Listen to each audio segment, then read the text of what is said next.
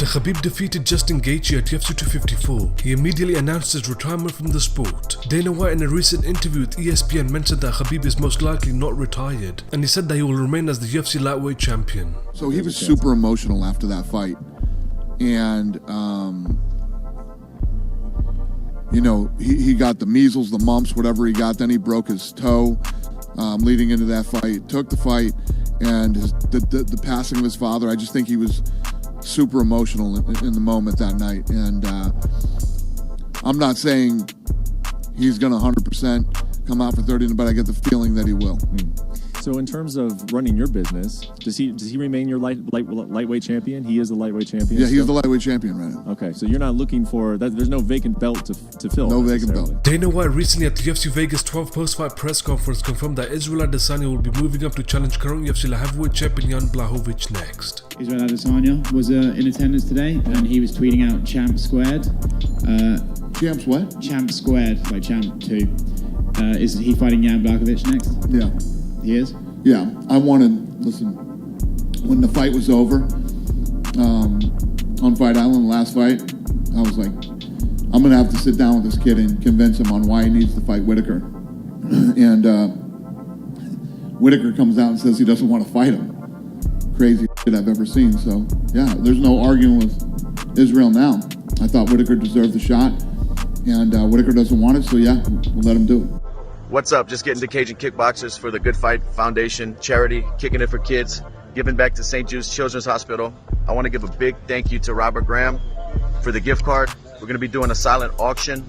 Also the UFC for donating the from Joanna and Whaley, as well as a pair of my gloves will be up for auction. So thank you to everyone involved. We appreciate it. Let's give back.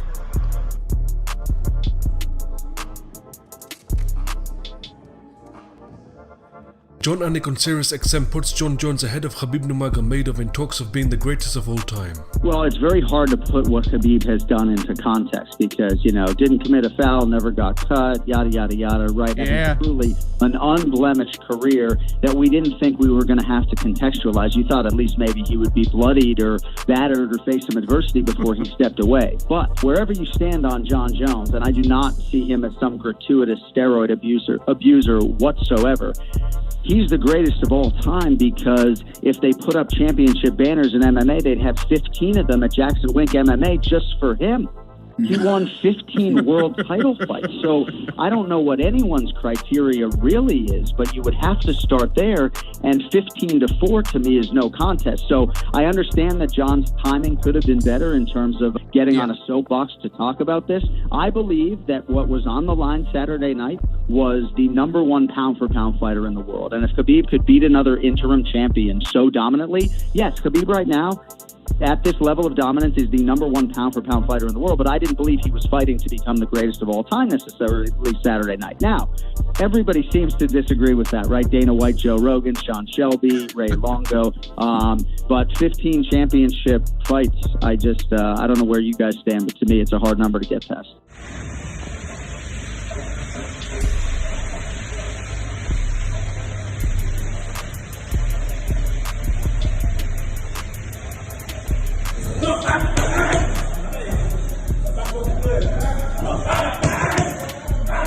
I'm in Singapore with my idol, my man, my friend right there, man. My fear is him. And Henzo is the man right there. Oh, yeah. I remember this.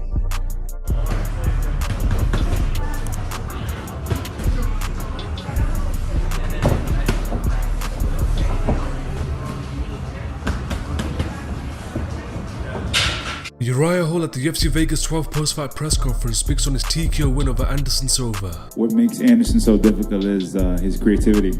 He's very creative, so it's easy to get lost in that. And, you know, we've seen him throughout his career just go out there and just dismantle people and just how he does it very fashionably. So it was risky.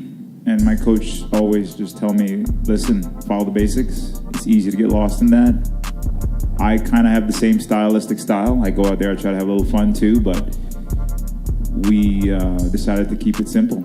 And that's what I was trying to do. He kept moving a certain way. I'm like, all right, he has a game plan. Let me feel it. Let me figure it out.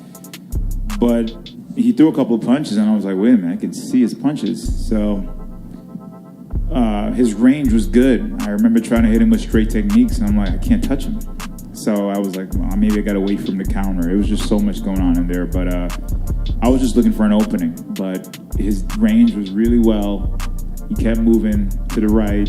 I didn't want to overlap and go into that because I know he would have set me up. I just felt faster.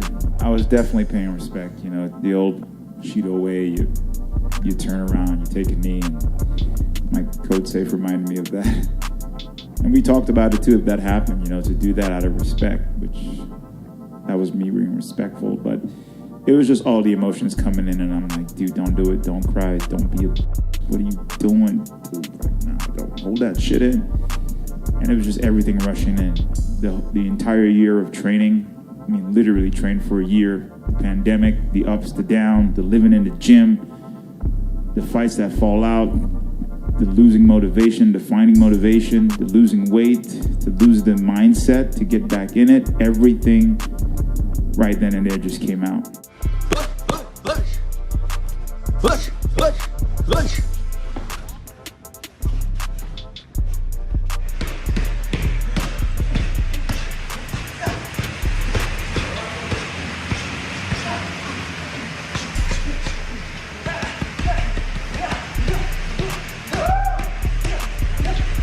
Oh man, if you're not feeling like this after training, then you didn't work hard enough. Good. Ray Long on the Anik and Florin podcast gives his thoughts on Khabib's win over Justin Gaethje. Listen, man, I'm going to say that I thought, Gaethje was going to win the fight, based on his ability to scramble back up, totally non-existent in the retrospect. I mean, crazy. Kenny, just non-existent. I don't even know what to say. I'm not even being critical because I think Gaethje's a great fighter, but man, the guy to me, it 100% is the pound for pound greatest fighter. And I got to tell you, based on a couple of things, but one is, man, anytime you know what a guy's going to do and you can't stop it, that's greatness to me, man. And this is it. Like, you know what the game plan had to be. There's no mystery there. I mean, like, he made that look easy. Like, is that a D1 wrestler that just acquiesced to the takedowns, or was Khabib that good, or what is it? Because I tell you what, man, it, like, again, you know what was going to happen, and he still did it.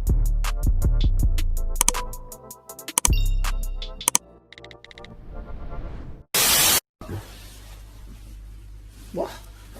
What'd you say? You getting smart there?